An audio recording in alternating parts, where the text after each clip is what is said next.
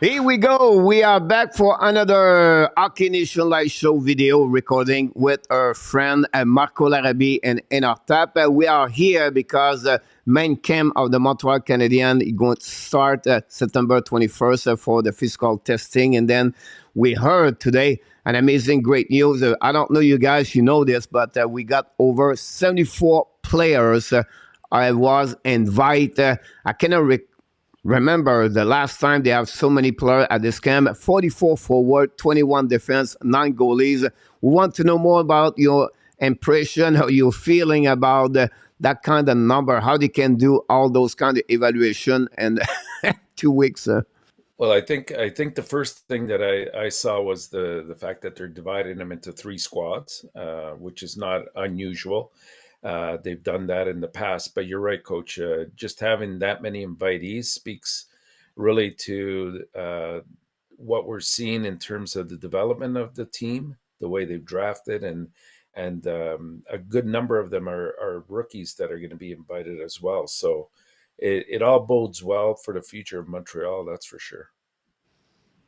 Marco? Coach, you remember on the Habs brunch, our weekly contest question was which rookies are going to be invited to the camp?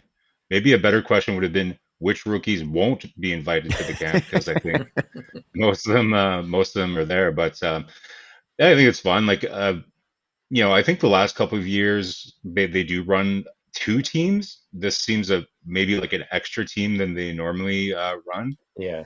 But what was interesting, they had Martin Saint Louis on a show on the French media, and they were asking kind of what his strategy was going to be for the training camp, and whether because they have so many established players forwards, is he going to try to experiment with his veterans right away, or really kind of toy around with the rookies? And he said no, like I want to really have a chance to kind of experiment with my veteran players. So I wouldn't be surprised if they have one NHL line on each team, or 2, and then there's 2 rookie lines completely, and maybe they mix and match a little bit. But Yeah, I'm so so right about this. Well, Right. remember we have 9 game, 8 exhibition game, and then plus the one Sunday inter equipe or inter team. So it'll be a lot of game, and we usually they don't play so many games. They play only 5. One thing I'm impressed is like I keep 74 players, most of them at the hotel, the meal, everything like that. Their budget is like almost like 40% more, and I enjoy to see they not worry about that. They you know what? How many do you want? We're going to do it. Don't worry about this. Molson's opened the book for that area. I like the fact they are not scared. And you know what? Their homework, they always been there since they do the draft. I think they will find a way to find that kind of player. What we're going to do with this players? What we're going to send him? And they want to have the right answer. So they don't want to let anyone out of what they invite at a rookie camp. I think that's a great way they did that. And I'm getting excited about this camp start again September 21st. But my right. question to you is, okay, 34 players. Who are you looking for? What kind of player are you looking for this camp? Well, I think the biggest question mark will be the defense, right? When you consider the veteran group that we almost have an overload of wingers and forwards, and the only area where there is a bit of a vacancy is the defense. So we're looking at guys like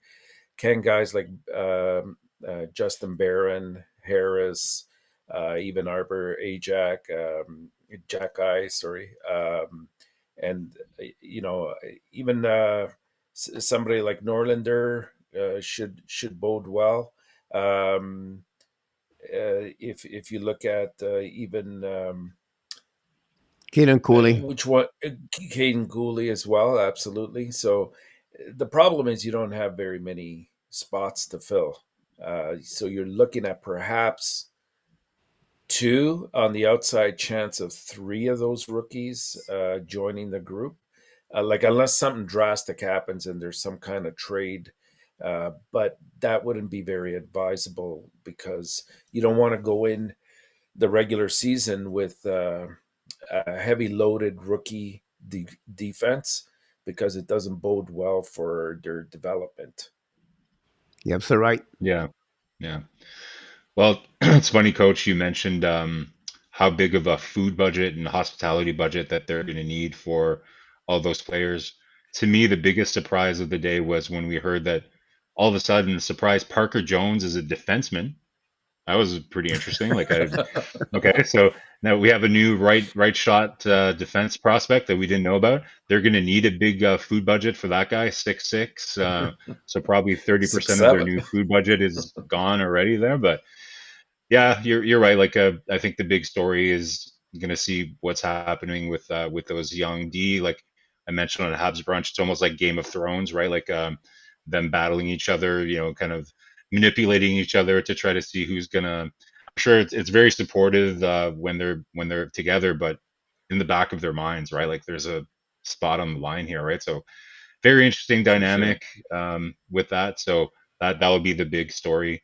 To me, the other big story is kind of see, will the first lines that we see in the combinations give us a bit of a hint or kind of a preview as to what the thinking is of the coaching staff and management around some of these extra fours that we have, right? Like you have certain experts that have Dwayne on the fifth line to start.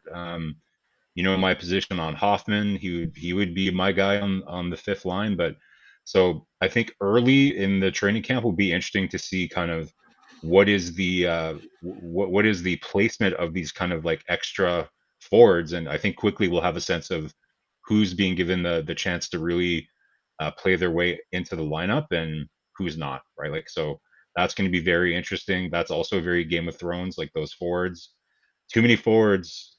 So that's what I'll be watching out for. Other than obviously Slavkovsky, I'll be very curious to see how he responds. After a so-so camp. I think there's some players that just tend to play better with better players. The better players know where they should be. There's going to be a little bit more structure to those games compared to a rookie camp. So again, we saw coach's video today about chill out about Slavkovsky. I think we all agree. Let's not get too carried away. Let's have a Nick Suzuki kind of vibe about this. Not too high, not too low when it comes to Slavkovsky. But it would be fun to watch if you can kind of bring it up to a next level playing with real NHL players. You're absolutely right about this. I Yeah. think I'm looking for the end of this camp. What is the how many defensemen, how many forward they going to give a C in the roster at the beginning of the season because they can play. Normally it's always been 13, 8, and 2. That's normally like 90% of how he works. But now with the extra player that can go with 14, 7, and 2.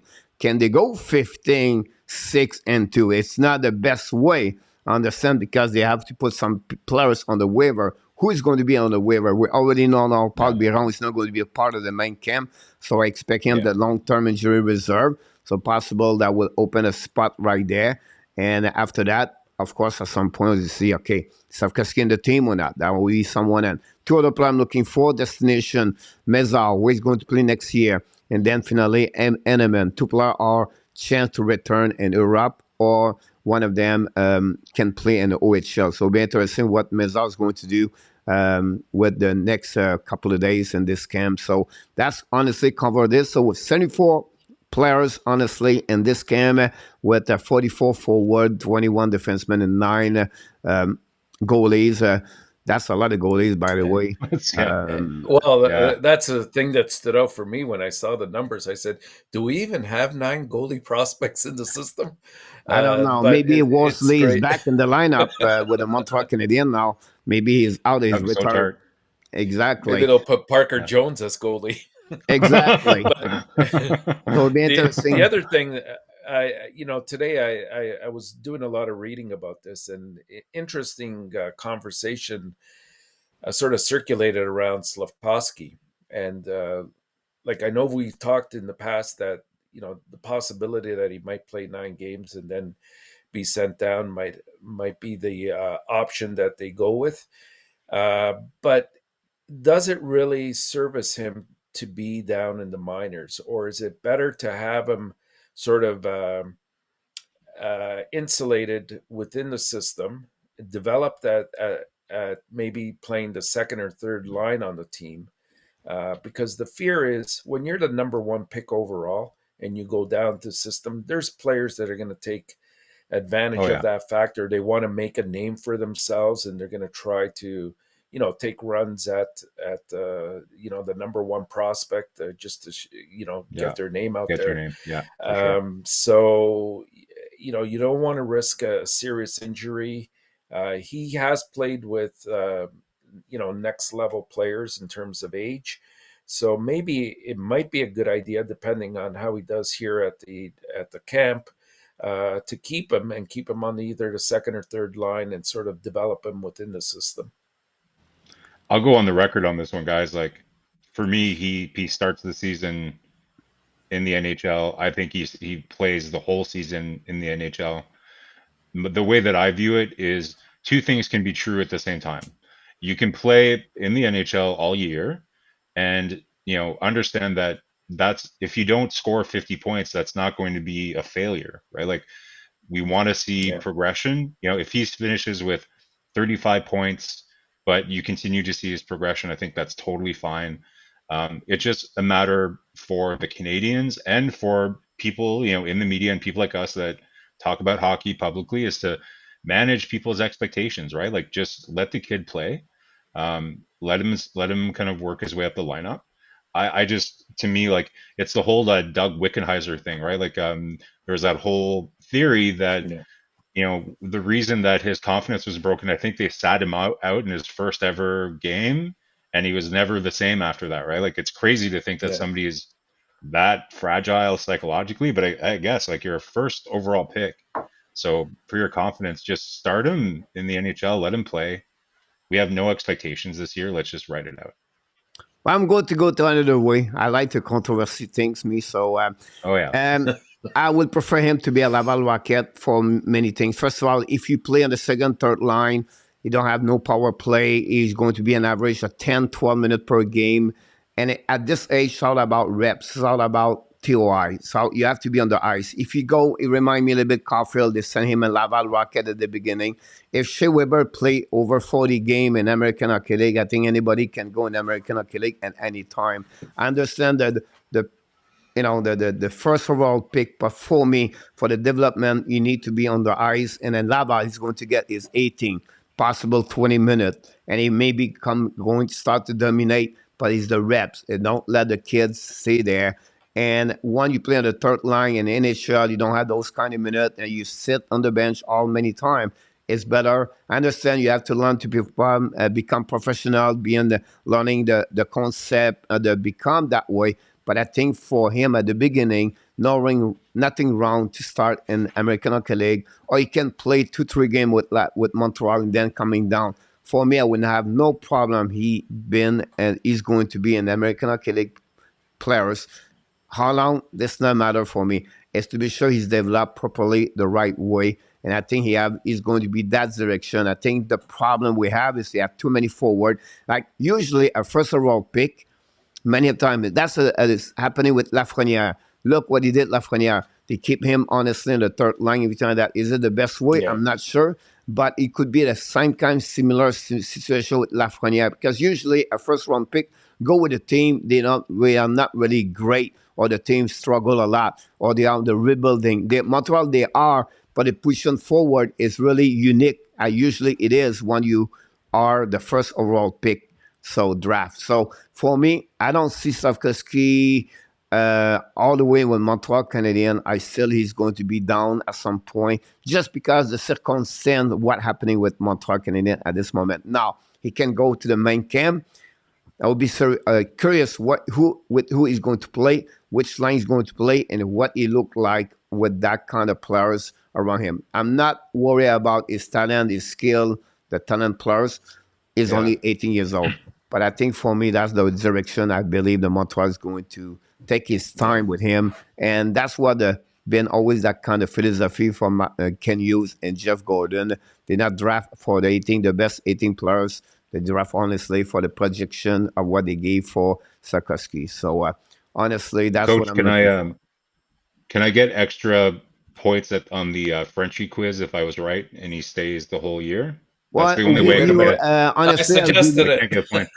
I will give you a better deal, Marco. I'm going to give you a free gel pass day at the warm up show because at some point you're Hey, going to go to jail, I'm sure. Like everybody been there. So I'll give you a free yeah, pass on that one. fantastic. So, Do I get one too, or what?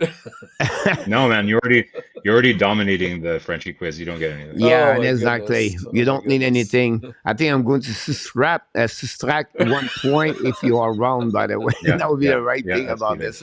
But we have Yeah, other news around the Montreal Canadiens. Is an ex player from Montreal, Piqué Subban. Surprised a little bit, yes or no? 33 years old, decided to retire. Announced this yesterday and today, honestly. 13 years in the NHL, 7 with the Montreal Canadiens. And the reason I'm talking about him is, okay, what you remember the most for Piqué Subban when he was with the Montreal Canadiens was drafted by the Montreal and been a great solid player when he played with the Montreal. Montreal gave him an 8-year contract at $9 million.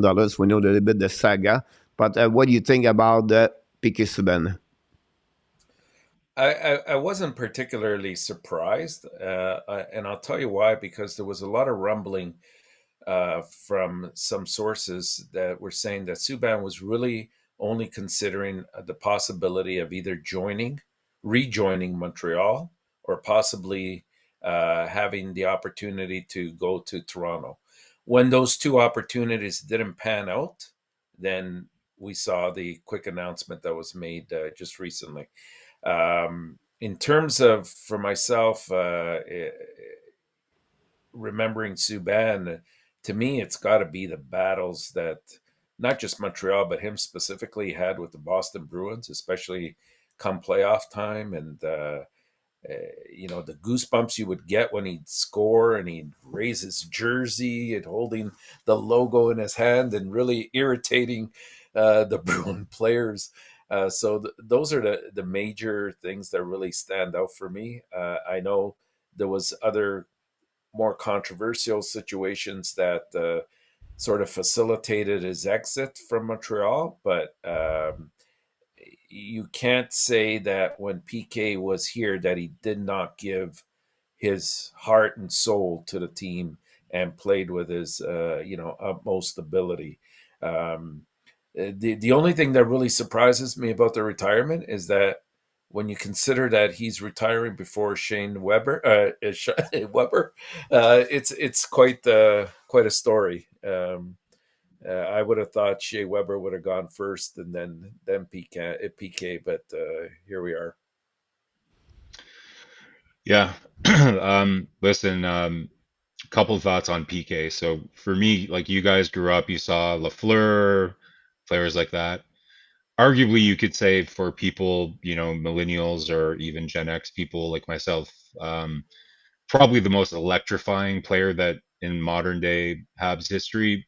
You could debate between him and Kovalev, maybe, in terms of players that brought people out of their seats, right? Like, so I was surprised to hear the news today a little bit. I definitely thought he had like another season in him.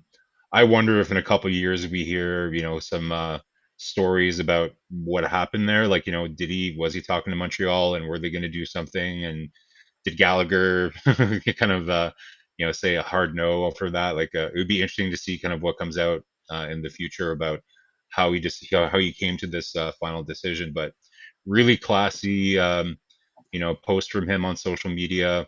Really classy thread on Twitter from the Canadians too, going through, and reviewing everything that he meant to the team.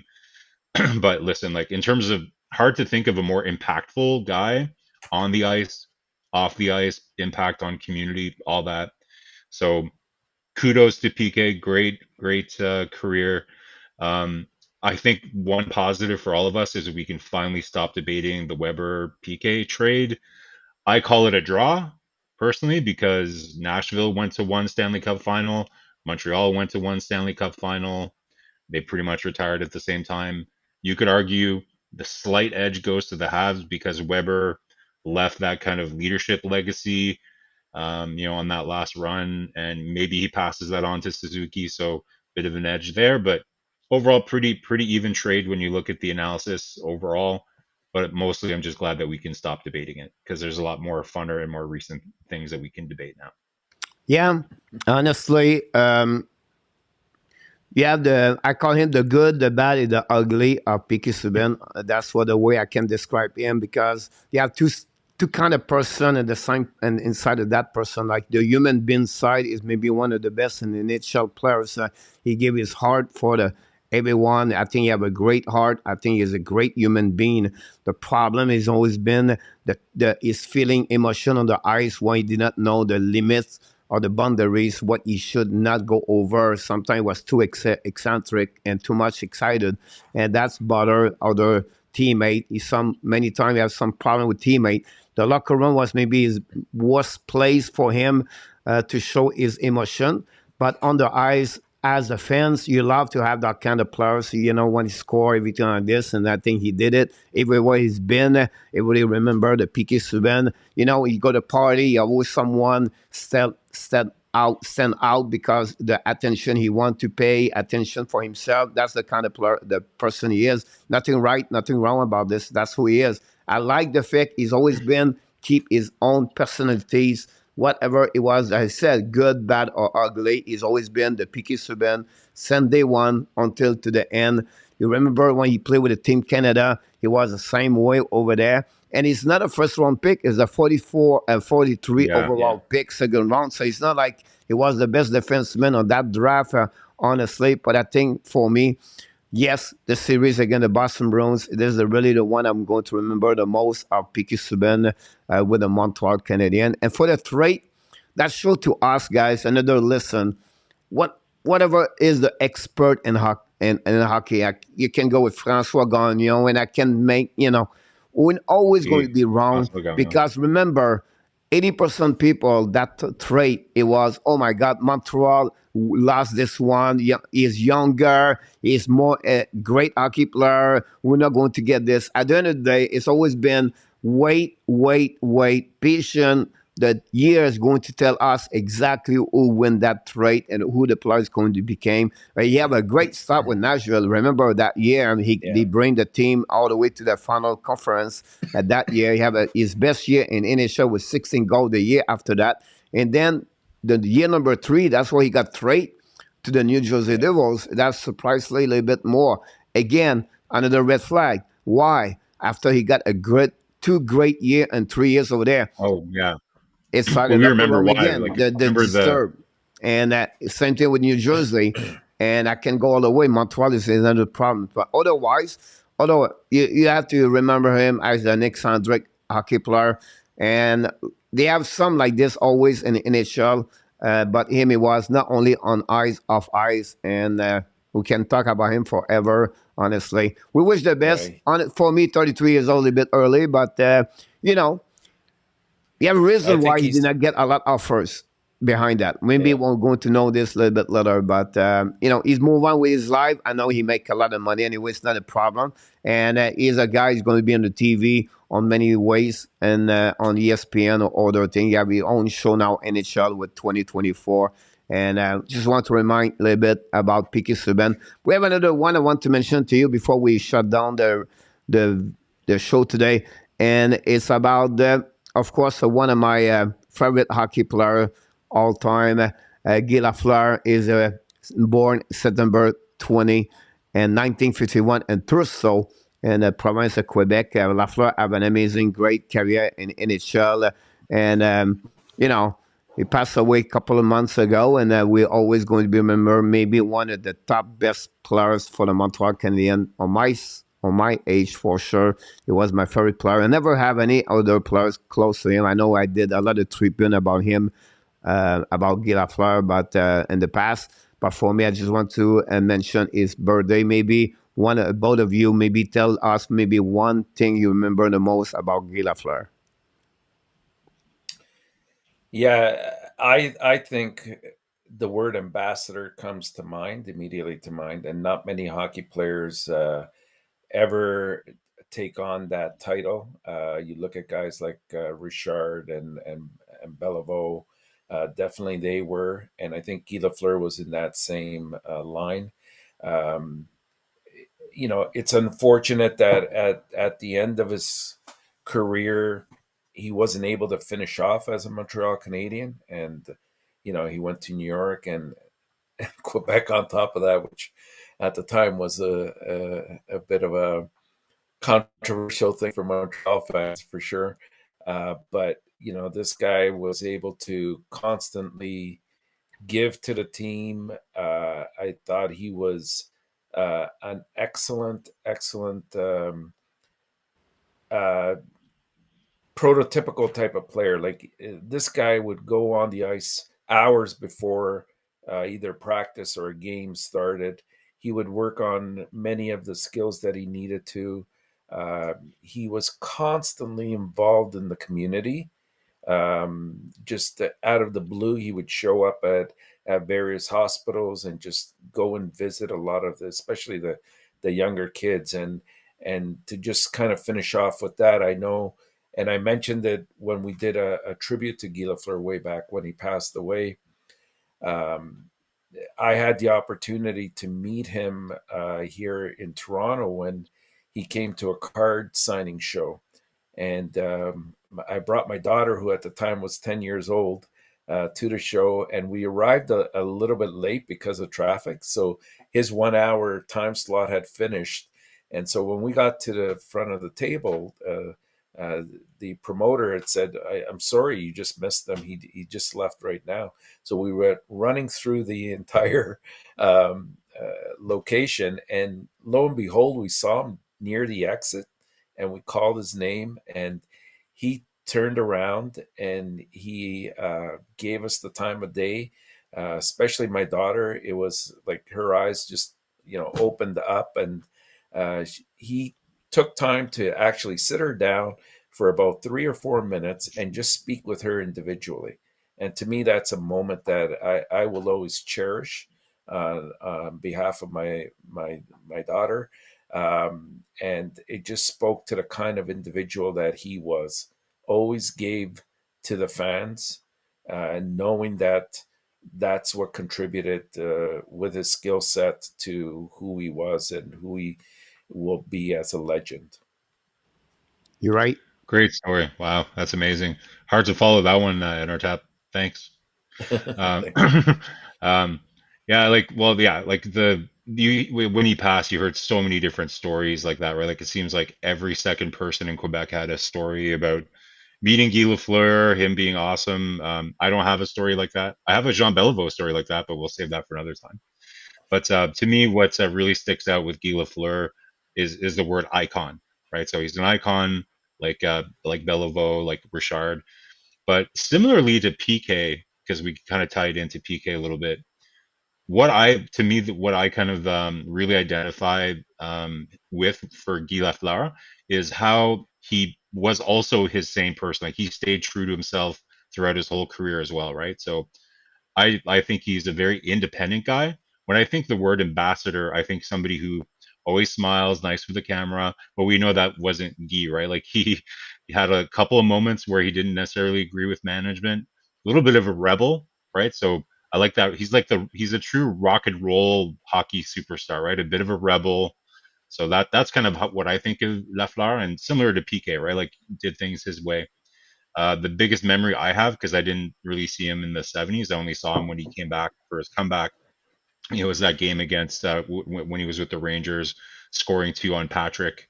I always wondered if Patrick. It didn't look like he let them in, but did he? You know, like it's Patrick and Guy. So really, that was very memorable to see Guy pot two against Saint Patrick. So that was a really nice memory. And so yeah, it's sad, but you know what they say, guys, is you never truly die until one last person speaks your name, right? That's the way to Mhm. immortality, is just people continuing to tell stories about Guy Lafleur, and I think we all know that's not going to stop anytime soon. Like his memory is alive and well, and we'll continue to talk about him. You're absolutely The right about legacy. this. And not many players impact the generation after generation after generation. We talk about like 5 generations since he played in NHL, right? And you look what happening, like how many people they have like almost a call the day and Guy Lafleur when he passed away. And for me, it's about the word impact and the net domination of him for a couple of years in the NHL, the McDavid, the Gretzky, the Lemieux. He was the kind of player and impact the Montreal. I think he was a little bit not underrated, but not on the same radar like Wayne Gretzky, because that team that time was so good with many other players around him. But I think for me, every night he was dominate most of the time on the ice for the Montreal Canadiens. He was the biggest factor of this fourth Stanley Cup winning by the Montreal Canadiens. So great to take a time today to talk about Guy Lafleur. Like I said, I have only one favorite player in my life. It was Guy Lafleur. I love players, but like him, I've never been close. Like I always carry on Guy Lafleur in my heart and as a Habs fan. So thanks, guys, to be a part of the show today. It was a great tribune to talking about the Montreal Canadiens. The main camp start, like I said, September 21st. And then we're going to go all the way to the beginning of the season. We're going to follow up a couple of news around the Montreal if something happening. Until then, we want to thank both of you for your time today. I can't wait to see you until the next time. Two great people inside the Hockey News Show. Thanks for your time today, everybody.